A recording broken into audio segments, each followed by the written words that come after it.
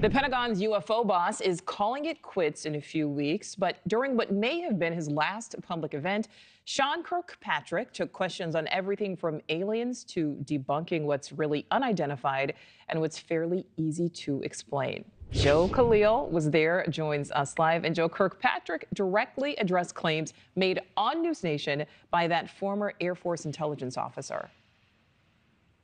Yeah, I thought the whole discussion, Nichole, was really interesting, especially given, that Director Kirkpatrick is at such a high level, being that he runs AARO, the director of that program that handles UFO and UAP claims at the Pentagon. So we put a question, it was actually just written down, and he took that one, which is that given his high-level position, why could he not publicly find a way to either verify or discredit or disprove the claims that David Grush, whistleblower, has made on NewsNation? And for those who are not familiar, we should back up. The heart of Grush's claims was that there has been this program within the Pentagon for years, covertly, that has been collecting and keeping crashed UAPs or UFOs and reverse engineering them. As fantastical as that claim may sound, Grush made it under oath. He says dozens of people had come to him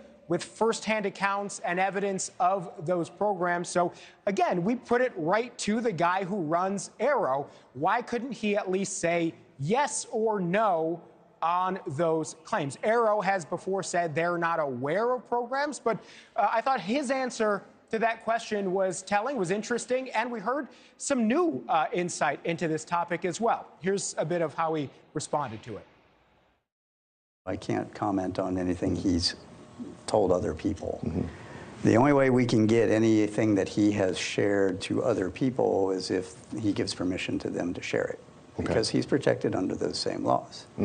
But I have a whole range. I've got almost 40 other people that have come in and provided a lot of rich information that we've been investigating and cross-referencing and researching and trying to figure out the truth of it. And again, that's what I'm saying. A lot of that is what's going to go into Volume 1.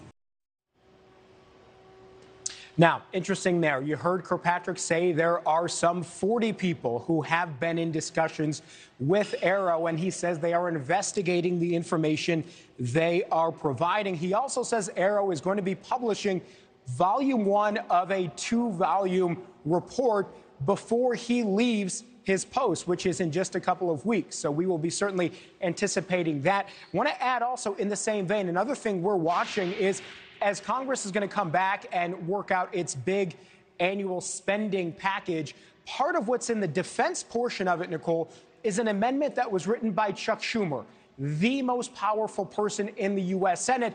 And part of his amendment was if any programs like what David Grush is describing exist, they have to be disclosed to Congress. And in his amendment, Schumer actually uses the term non-human intelligence.